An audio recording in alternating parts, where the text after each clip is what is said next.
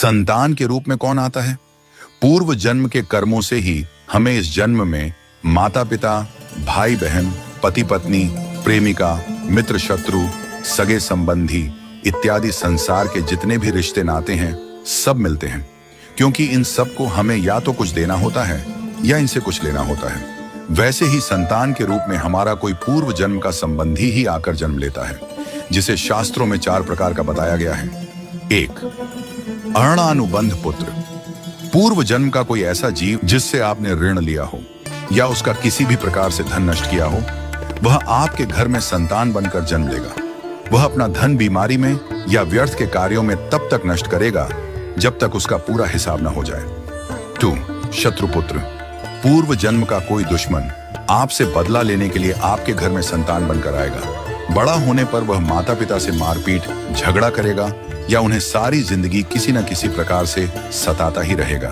वह हमेशा कड़वा बोलकर उनकी बेइज्जती करेगा और उन्हें दुखी रखकर ही खुश होगा। 3. उदासीन पुत्र।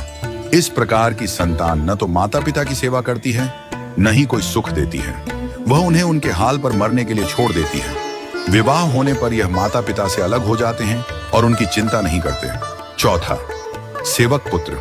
पूर्व जन्म में यदि आपने किसी की खूब सेवा की है तो वह अपनी की हुई सेवा का ऋण उतारने के लिए आपकी सेवा करने के लिए पुत्र बनकर आता है। जो बोया है वही तो काटोगे।